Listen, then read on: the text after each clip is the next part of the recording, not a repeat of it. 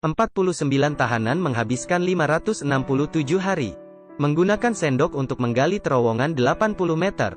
Memindahkan tanah sebanyak 55 ton dan berhasil lari dari penjara. Film hari ini diambil dari kejadian asli. Cerita dimulai. Ini hari ketiga mereka masuk penjara. Leon dan dua temannya berencana untuk mencari cara keluar, menggali terowongan. Tetapi jarak dari sel penjara sampai keluar ada 75 meter. Di sekitar tembok, berdiri banyak polisi yang bersenjata. Bukan hanya begitu, kata Leon, terowongan yang begitu panjang, setidaknya memerlukan tanah sekitar 60 ton. Jika tidak ada penyimpanan tanah yang besar, semuanya omong kosong saja. Kemudian Bigot menemui Rafael, mengatakan dia ingin bergabung. Tetapi karena tidak dekat, Rafael pura-pura bodoh. Hari kelima, mereka memilih dinding di belakang meja. Di sini tidak terlalu mencolok, dan sepertinya kurang kokoh. Pertama mereka perlu membuat pintu sekitar 70 cm, yang terbuat dari lumpur, agar tidak ketahuan. Tetapi mereka tidak ada peralatan, juga tidak ada bahan. Kemudian seorang temannya mengeluarkan obeng dari sebuah gitar. Mereka langsung memutuskan, mulai dari atap sel sebelah, membuat lubang dinding yang besarnya sama. Padahal sudah terbuka sedikit, seluruhnya malah roboh. Mereka terkejut. Leon coba untuk memeriksa ke atas, membuatnya terkejut. Ternyata di sini adalah lantai teratas penjara. Sudah tidak perlu memikirkan tempat penyimpanan tanah lagi.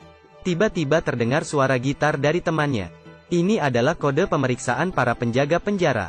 Leon langsung mencampur kapur dengan telur, seperti membuat adonan, membentuk persegi dan menutupinya dengan poster wanita cantik. Baru saja siap membersihkannya, petugas penjara masuk ke dalam. Kemudian mereka membuat lumpur untuk menutup lubang. Hari ke-34, rencana penggalian terowongan dimulai. Dikarenakan tempatnya terbatas, mereka hanya bisa gantian menggali. Kemudian orang yang berbeda memindahkan tanahnya ke atap kamar sebelah. Untuk berjaga-jaga, mereka mengutus orang berjaga dan memberi kode. Hari ke-77, Rafael membawa tas yang berisi tanah seperti biasa. Tidak terpikir datang seorang polisi.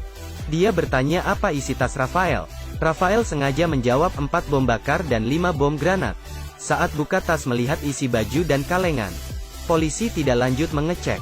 Hari ke-83, tanah di atap sudah tumpuk menjadi bukit. Tetapi setelah diukur, penggaliannya tidak sampai 4 meter. Jika kecepatan terus seperti ini, maka mereka butuh waktu 4 tahun untuk menggali 75 meter. Saat ini sedang mengadakan pemilihan umum. Jika terjadi kekacauan, situasi di dalam penjara akan semakin memburuk. Sehingga Leon memutuskan untuk menambah orang. Setelah analisis, mereka seleksi lebih dari 100 tahanan, dan memilih belasan tahanan yang bisa dipercaya dan berkemampuan. Karena tim pelarian ini semakin besar, mereka membuat jadwal yang ketat. Setiap hari harus menggali 100 kg. Sehari 4 shift dan setiap shift 2 jam. Setiap kali selesai bekerja harus membersih seluruh tubuhnya. Tidak boleh menunjukkan kelelahan. Selain itu, mereka harus tahu waktu penggantian shift setiap polisi, dan kebiasaan patrolinya. Untuk mengurangi risiko, mereka melubangi plafon di setiap kamar, untuk mempercepat penyampaian tanah dan informasi. Suatu hari Leon sedang menggali. Rafael memanggil dia, tetapi tidak ada balasan. Dia merangkak masuk. Leon sudah jatuh pingsan. Ternyata semakin dalam terowongan, semakin menipis oksigennya. Semua akan berisiko sesak napas di dalam. Rafael meminta segulung kantong plastik dengan pengacaranya, dan mendapat alat dari tahanan tua yang bertugas memperbaiki mesin, dengan syarat membawa dia lari setelah semua selesai. Sejak ada ventilasi, penggalian berlangsung lancar. Hari kunjungan berikutnya, Rafael minta istrinya menghubungi keluarga tahanan lain. Karena jalan keluar terowongan harus ada yang urus. Tiba-tiba kepala polisi melakukan razia dadakan. Meskipun kabar razia ini cepat tersampaikan, tetapi karena terowongan ini sudah panjang, mereka tidak bisa kembali dengan cepat. Melihat polisi hampir tiba lantai atas, Rafael hanya bisa mengajak tim pelarian untuk menghalangnya. Memanfaatkan kekacauannya, orang yang menggali akhirnya selesai menutupi lubang. Tetapi konsekuensi dari kerusuhan ini berat. Rafael yang memulai dipukuli dan dikurung. Hari ke-413, mereka sudah menggali 50 meter lebih. Belum sempat senang, Rafael, Leon, dan Jerman 3 orang ini masuk koran karena hukuman mati mereka. Ternyata karena kerusuhan sebelumnya membuat kepala polisi marah. Untung saja masih ada waktu sebelum dieksekusi. Hari ke-524. Tanah di luar penjara muncul sebuah lubang kecil. Sebuah sedotan keluar dan menyemburkan cairan merah. Tidak lama, seorang pria membawa seekor anjing menghampiri. Berkeliling sesaat kemudian pergi. Tidak lama kemudian ayah Leon membawakan kabar buruk. Mereka menyimpang dari tujuan sebesar 40 inci. Jalan keluar sekarang, tepat di dalam jangkauan lampu sorot. Selain mengatur posisi dan lanjut menggali, mereka tidak punya pilihan lain. Hari ke-559. Harapan sudah di depan mata. Tiba-tiba beberapa puing jatuh dari atas kepala. Semua menghentikan pekerjaan mereka. Kemudian muncul goncangan yang kuat. Sudah mau gempa. Mereka bergegas kembali. Di malam hari Leon pergi memeriksa terowongan. Untung saja tidak runtuh. Tetapi ini pasti tidak tahan gempa kedua. Mereka langsung memutuskan untuk lari minggu depan. Setelah dapat kabar, keluarga mereka yang di luar penjara bantu menyiapkan paspor dan uang tunai untuk pelarian. Tanggal 29 Januari tahun 1990, 50 tahanan berpartisipasi dalam pelarian ini. Mereka menonton televisi setelah makan seperti biasa. Saat 2 orang polisi berganti shift, mereka pergi satu-satu. Kebetulan acara televisi hari ini sangat menarik. Tidak ada satupun penjaga yang menyadari. Mereka berkumpul di depan terowongan dengan cepat, dan merangkak masuk satu persatu. George inisiatif melakukan pengecekan daftar nama dan penutupan. Rafael memimpin semua orang pelan-pelan merangkak. Tiba di jalan keluar menunggu penjemputan. Dan mereka bertemu di terowongan. Di bawah cahaya yang samar. Menjadi jalan harapan untuk mendapat kebebasan.